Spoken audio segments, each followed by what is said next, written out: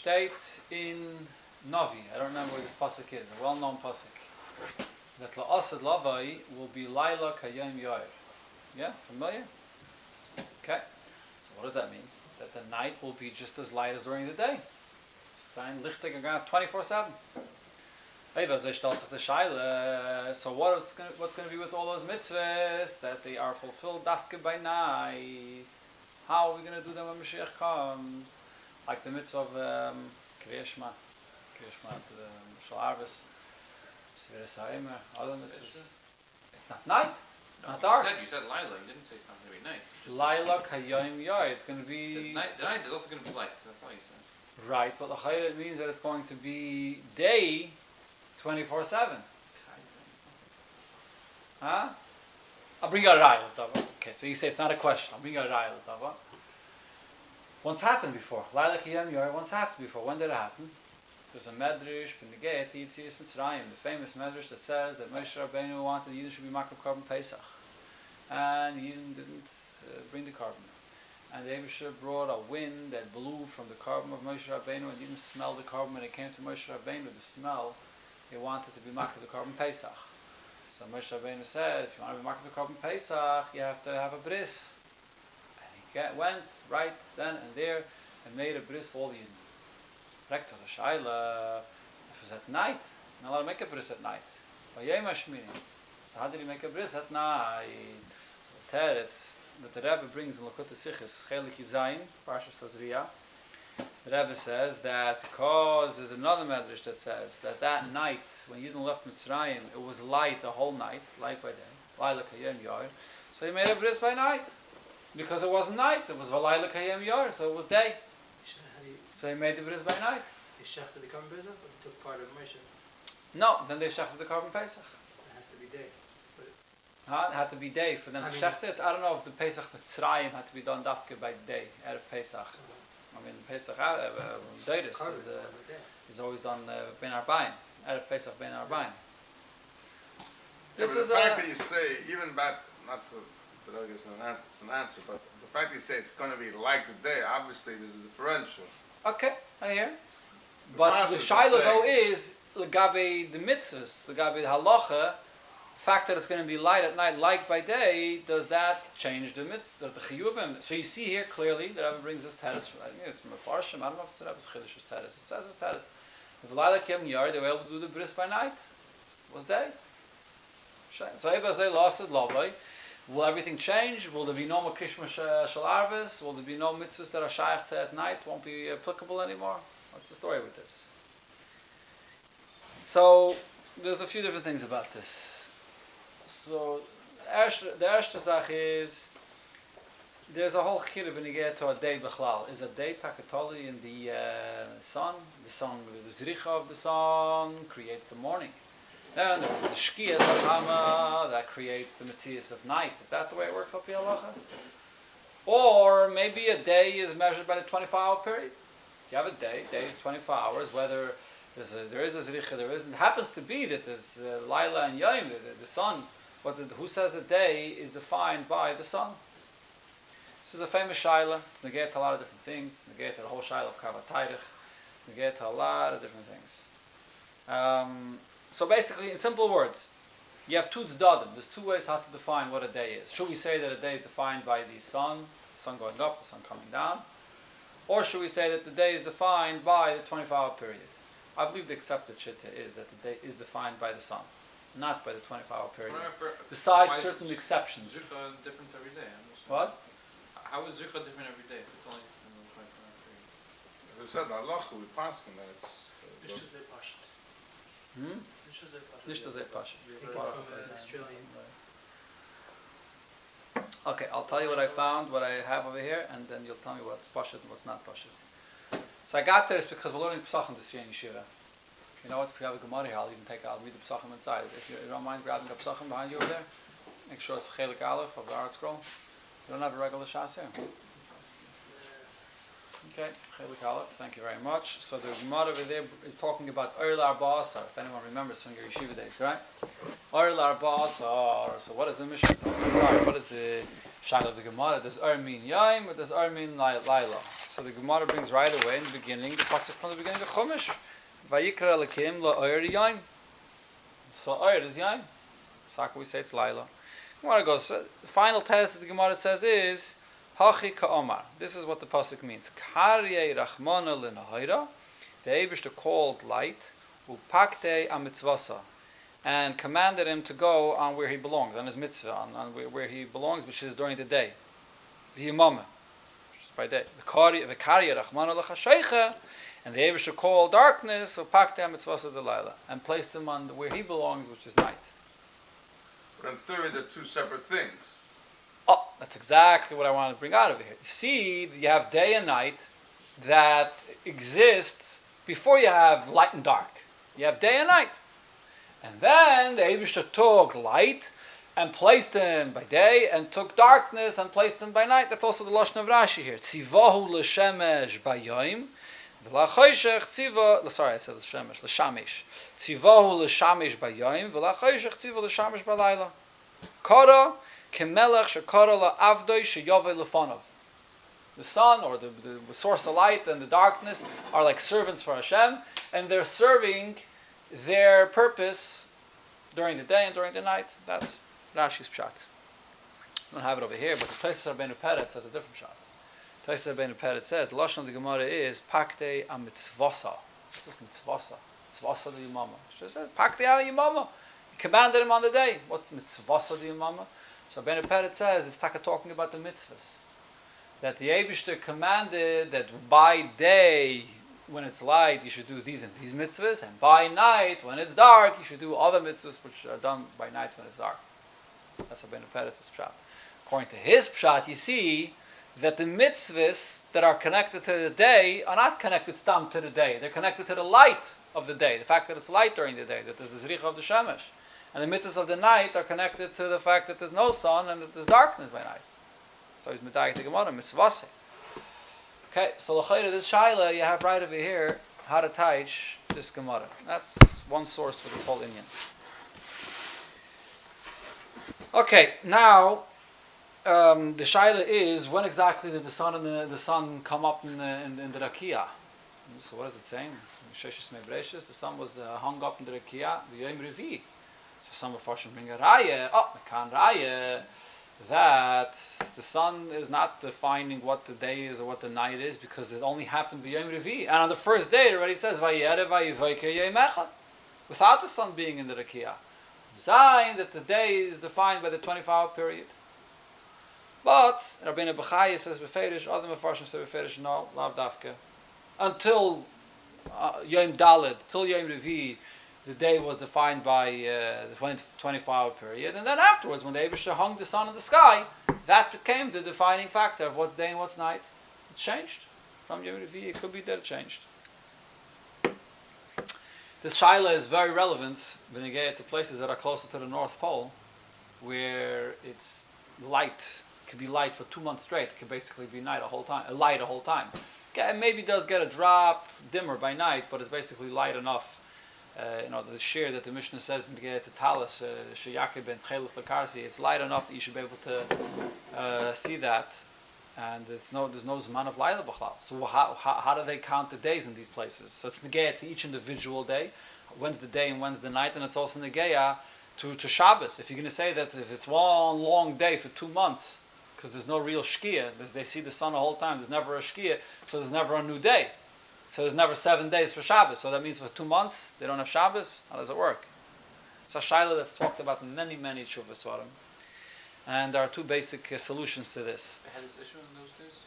If there were people living close enough to the North Pole, I don't know how early back the tshuvas on the subject go. I don't know if it goes before 100. Huh? Yidden already 200-300 years ago were living very Okay, 300 years ago. I don't know if before then. There's a famous shtickle from the Teferes Yisrael Mishnayos. I don't remember now where it is, but the Teferes Yisrael Mishnayos discusses the North Pole, the North of Yidden, the people that are living near the North Pole. So apparently the concept existed in his times, right? When was he at Teferes Yisrael? About 200 years ago, so he discusses this subject. Yeah. Kopanim, so his solution is that you go in such a case, you go with the 24-hour period of the day. If you're in a place where there's the sun and there's the shkia and there's this riche, so then the day is defined by the sun going up and down.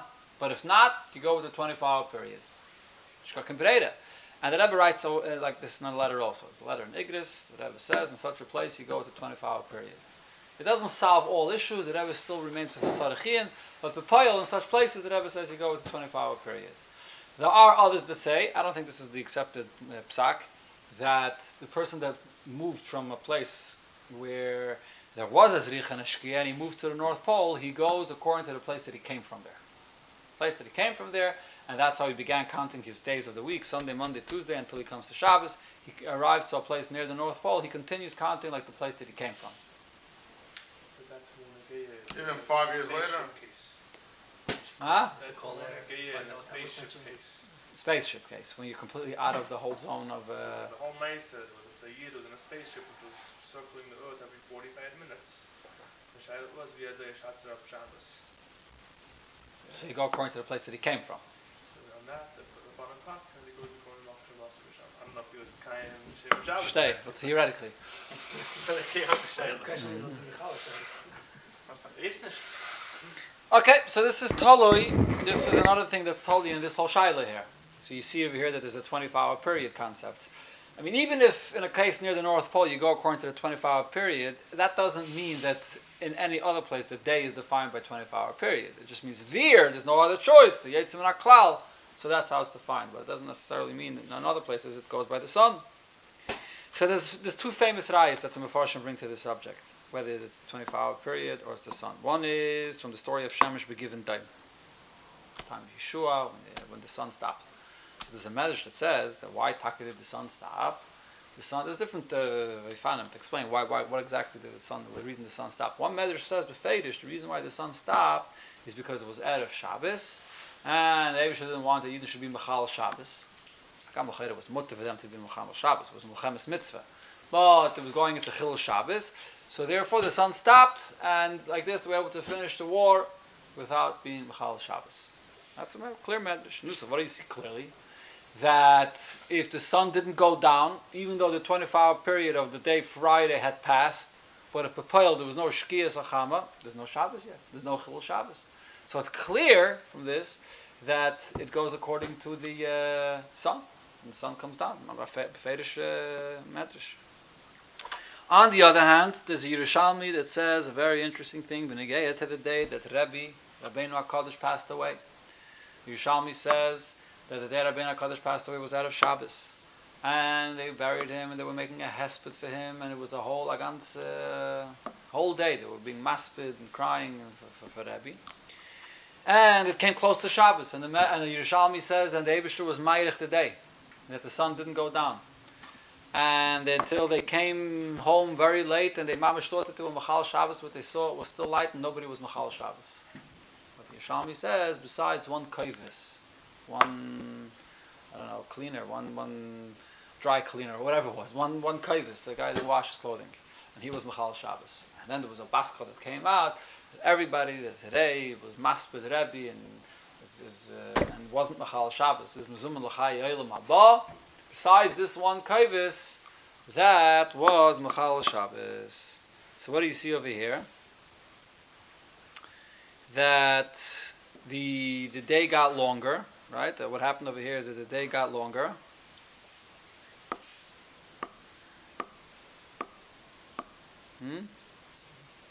The day got longer, and because the day got longer, they weren't Machal Shabbos. Besides this kaivis that he was Machal Shabbos. Nus, what's the rai from here? Help me out. I forgot this part. You see that you go with the sun. Huh? Same like before. No, what it should be a rai for Kerto. Okay, I wrote this down here, but I don't chap now the Nekuda here. Again, so over there by Shemesh Begiven Daim, so it saved them from Chil Shabbos. But over here, I have to look again. Could be the pshat. I have to look it up again. But could be the pshat is that even though the day became longer, but still once Shabbos entered, according to the way it should have been mitzad the halach of the teva of the Shemesh, everybody else stopped doing melacha. Besides this kaivis, they continued doing melacha because he thought it was still light outside. Maybe that's the pshat. Okay, sorry, I forgot this prat. Hakolpanim. So you have over here these rayas. When you get to this Indian of that over here, it's mashma. I mean, from the story of Shemesh Begib and Daim, it's certainly mashma that it's totally in the sun. Okay, so what's the story with Lasad Lavai? What is the story with Lasad Lavai when the sun will be Laila Kayem Yair? That's the shayla that we've began with. If then it'll be Laila Kayem Yair, it'll be just as light. So what's the story? So the bottom line is that there's a big difference when you get to Lasad Lavai. What's the difference?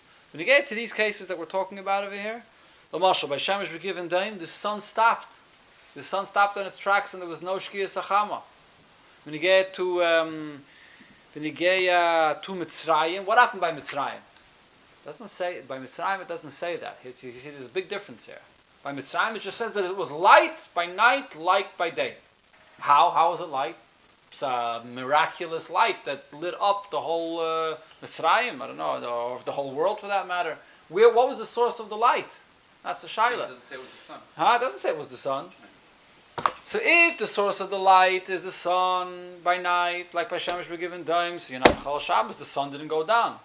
But if the source of the light is from something else, so then who says that it's not considered to be night? So what's going to happen, Lasad Lavai, Laila Kayem Yard? What's going to be the source of the light by night? So the Pashtus is connected to the other Nevuah that it says Lasad Lavai, that the Eira Lavana is going to regain its strength that it had like the Eira Chama, and therefore by night it's going to be light like by day, because the moon will be shining as bright as the sun. That's the reason. So there will be Shkia Sachama. It's not that the source of light by night will be the same source of light as by day. By night it'll be light because of the sun, of the moon I mean, and by day it'll be light because of the sun. So it's a different story. There's going to be a Shkia Sachama. But if you compare it to Mitzrayim, over there, I'm not sure what happened over there. By Mitzrayim it also says Laila Kayem Yair, and I don't know if it says anywhere, look, I couldn't find, it doesn't say anywhere what taka was the source of Laila Kayem Yair by Mitzrayim. I don't think it doesn't say anywhere that the source of light by Mitzrayim was the fact that the sun stopped. And Afal Piken, I brought before that the Rebbe says in the Sikha that they did the Bris Milah Balayla because of Laila Kayem Yair. So you see that it continues being day, even though it was Shkia Sachama, because it's physically light outside, even if the source of light comes from another place. So it's a Chatzi Teretz. I'm just saying, the Asad Lavai is not like Shemesh Begiven Daim. That's nisht.